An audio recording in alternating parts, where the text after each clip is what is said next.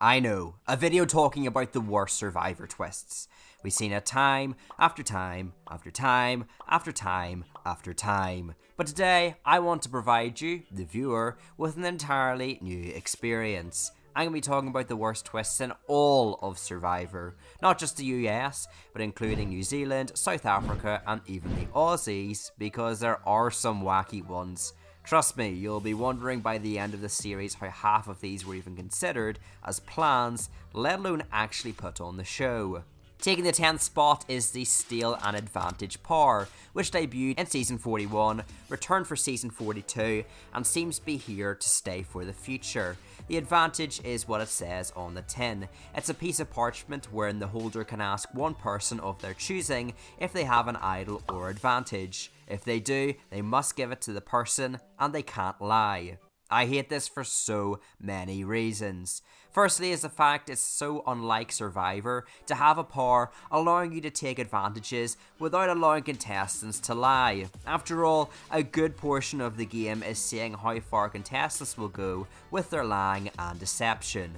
On top of this, the Steal and Advantage power has been used on seasons with the Beware advantage, and, to cut a long story short, it essentially made all idols those seasons public. This meant you didn't have to have a good social game to work out where the advantages were. I mean, even a person with one brain cell could work out something was up with Xander's monotone butterflies are dead relatives saying hi line. The advantage is also absurd in terms of game balance, taking what made the idol nullifier hated and doubling down. A viable source of protection for one person now became something for a person with a scroll to swipe. However, there are at least two drawbacks to this advantage, preventing me from putting it further down. Firstly, the 2 times it's been in a season, people have been able to outplay it by swapping their idols to another person. Granted, because Liana and Drea trusted the wrong people, but I digress. Secondly, and what the producers seem to think is unlike the idol nullifier that only helped the majority, this allowed people in the minority to steal an idol from the majority. Only one issue. The majority, and this might sound ridiculous, will be getting this advantage the majority of the time. Kind of common sense. So most of the time, it's just kicking a man or woman while they're down. Soaring into number 9, is it a bird? Is it a plane? No, it's a super idol. More commonly dubbed as the God Idol by the community, this advantage takes all the benefits of the standard modern day hidden immunity idol and cranks them up to 11, or maybe even 12, since that's the season it debuted in. Then seasons 13 and 28 had it, as well as 32, although I'm more so fine with it, due to the rules in Co-Wrong mandating 2 regular idols being combined to make one super idol. Unlike the standard idol where you use it after the votes are cast, but before they're read, this one can be used after the votes are read. A massive advantage. But you may say, this idol has never been used once by the players that owned it, which, if anything, further backs up my point, as it proves the super idol is such a broken advantage that it didn't even need to be played for people to fear it. I think it's a testament to the fear this idol can cause that the 3 holders of it, Terry, Yule and Tony, made it to 3rd, 1st and 1st respectively on their seasons. And while their placements weren't integral to them having the super idol, it undeniably helped. The only way to stop it is by splitting the vote, as the idol knocks out the person with the next highest number of votes. And even that doesn't fully work, because you can blindside the person with the God Idol, and they can still save themselves after the votes are cast. It turns the strategy of, do I need to play my idol this tribal, or can I save it, to, well, I can just save it until it needs used. On to 8, we're focusing on the Edge of Extinction, a Redemption Island / Return of the Outcast seasonal twist, but much worse. So much worse. Why does this exist? Much like the aforementioned twists, it takes the classic dilemma of allowing contestants a second shot in the game. Now the prior 2 are very dependent on challenges. For Redemption Island you need a chain wins. The earlier you are voted out, the more wins you need, which makes sense. You should be penalised for being an earlier boot. But it was also a factor players knew about on the season it was on, allowing them to account for the potential backlash of eliminating contestants, only for them to return. The return of the Outcasts twist was dependent on an all or nothing challenge where between 0 to 2 contestants could be voted back into the game, with each tribe having to vote out one person if they lost to the outcast tribe. But Edge of Extinction is a challenge between those voted out, one at merge, which is whatever, but the main issue comes from the next round, at the final 5. Because people aren't eliminated after losing the merge challenge, we end up with about 10 plus people piled on this island. This could, purely hypothetically, mean a person voted third could lose the first challenge, win the second challenge, make it through 3 rounds of the game, and win. Again, purely hypothetically. Plus, you were given an idol on your return, which is very helpful for the merge returnee, but absolutely insane coming into a final 6 round for the other returnee. And yes, the idol is split, but come on. However, even worse in some aspects were the Edge of Extinction's adaptation in Winners at War. It was a known factor to the contestants and did keep the big names in the game for longer, which was nice, but the main issue is fire tokens. Now, I don't dislike fire tokens by itself, I actually like the twist. The issue is the tokens on Edge of Extinction.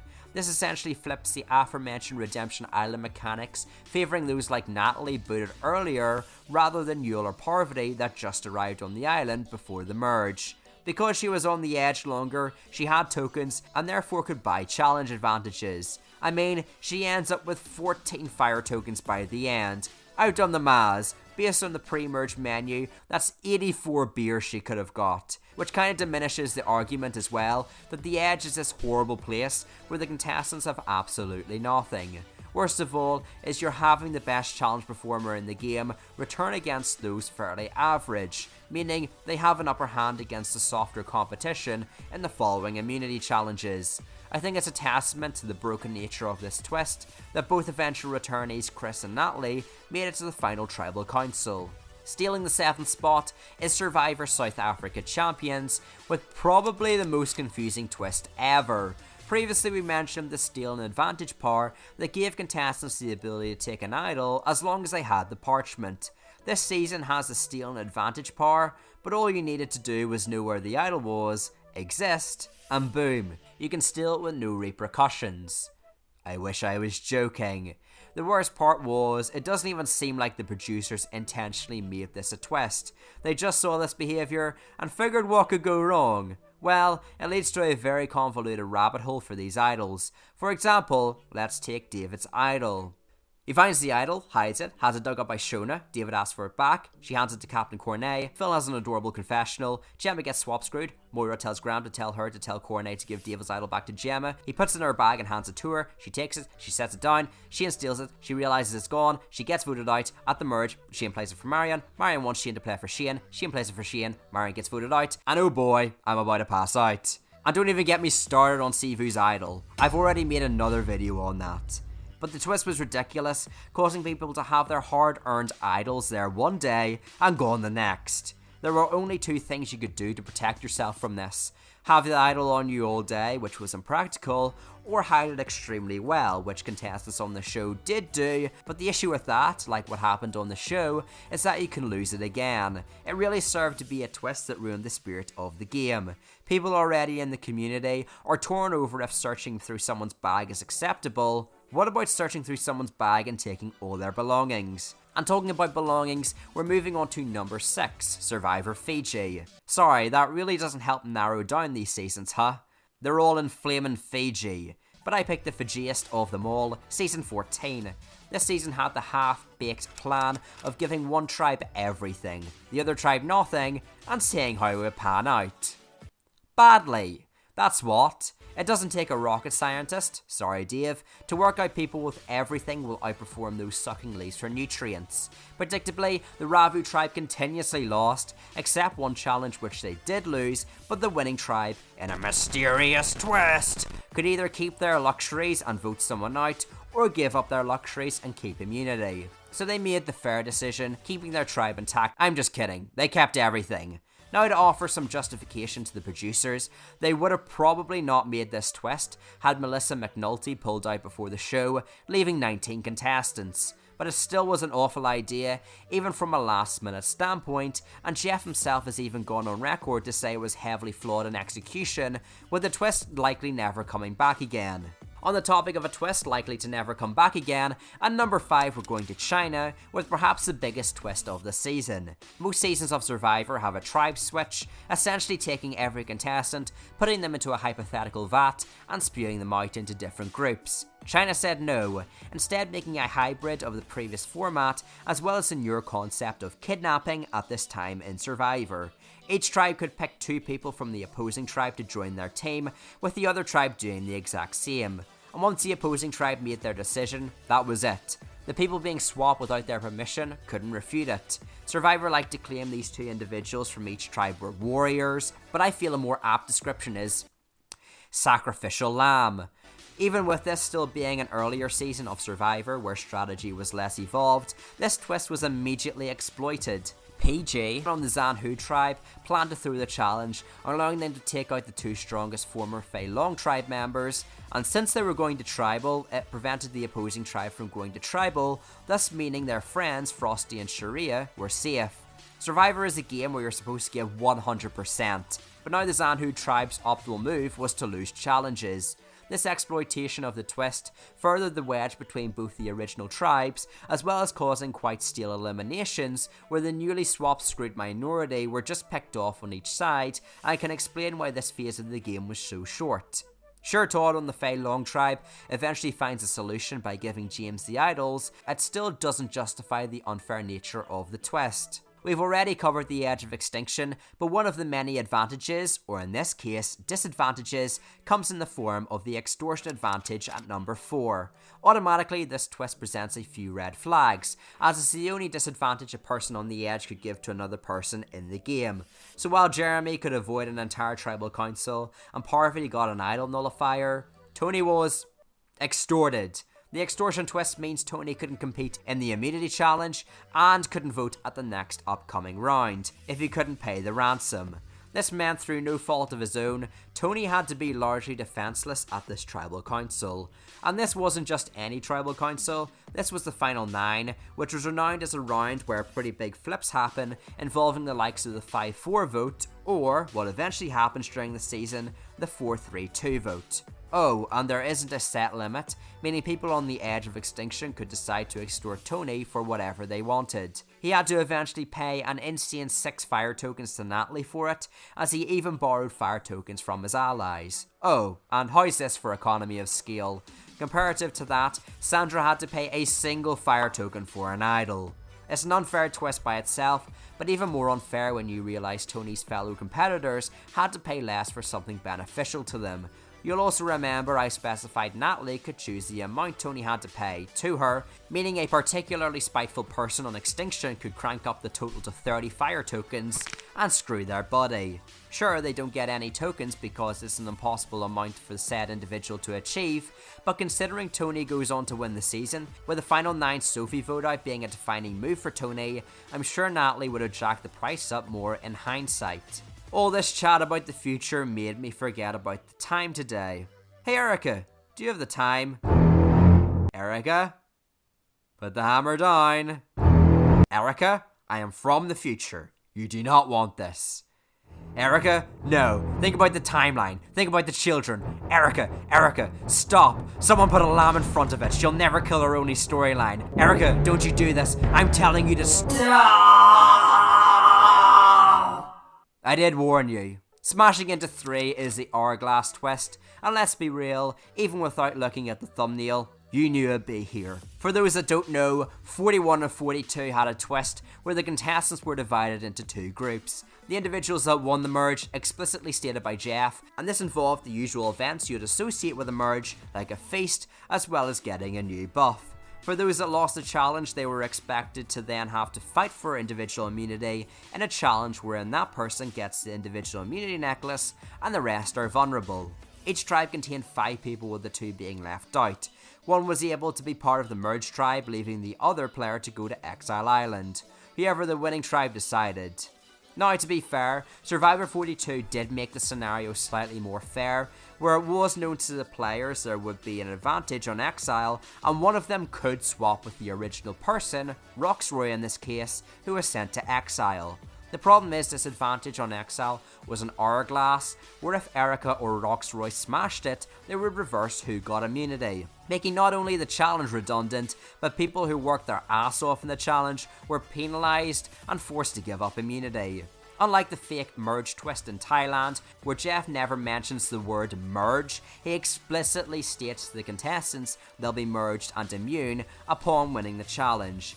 It's not like that's even that hard of a decision. Think about it from your perspective, as a person in exile. You can either keep the original timeline and be vulnerable, or give yourself immunity. It's the weakest cliffhanger ever to exist in Survivor, perhaps made worse by the fact the episode ended on this in Survivor 41. That's right, since I believe season 12, there was no boot on this episode. Naturally, this twist didn't go down well in the community, as it's easily the worst twist modern day Survivor had introduced. In fact, the contestants on the show were so annoyed at it, it was so bad in 41 that they pulled Danny out of his purple edit to complain about it. Not to mention, this was basically a 12-man tribe at the merge vote, where half of the tribe was immune, at least 3 people had idols, someone had individual immunity, and not to mention the other bells and whistles floating about. This quickly decreased the pool of people that could have been reliably voted out to about 2 or 3. Overall, a really bad twist, not just in execution, but also on paper. Returning for the number 2 spot is the Battle to Return. Now you might say, hold on bandit, you've already covered Redemption Island, Edge of Extinction, and Return of the Outcasts. To which I say, have you heard of Australian Celebrity Survivor Season 2? Remember when I complained about 2 people returning to the game, one at Merge and the other at Final 5? How about 2 returning at the Final 3? Yes, this happened. This season will go down as perhaps one of the weirdest seasons of Survivor to ever exist, consisting of twists like being able to recruit contestants onto your tribe after the marooning, not celebrities, just normal people looking to win the game, and this abomination. Now, the Edge of Extinction is bad enough for all the aforementioned reasons, as well as the fact people on the island could communicate with the jury, knowing things the people in the game don't. The Battle to Return features 4 contestants competing in 2 challenges to return that were on the jury, were allowed to communicate together, and were on Ponderosa. This means they were coming into the Final 5 against only 3 contestants, starving on an island while they had a bed, food, and importantly, were very close with the jury, meaning if they made it to the end, the jury would vote for them. And if matters weren't bad enough, at the Final 4, after realising both contestants had the same number of past votes, the jury could decide between Justin or Nicole who to vote out. And guess who they picked? I think it's just a testament to just how unfair the twist is that the 2 individuals who returned, Guy and Justin, both made it to the Final 2 together. Granted, they did pull off a good move at 5, but again, it's just ridiculous for this to have ever happened. But at number 1, I have Survivor Palau's Schoolyard Pick.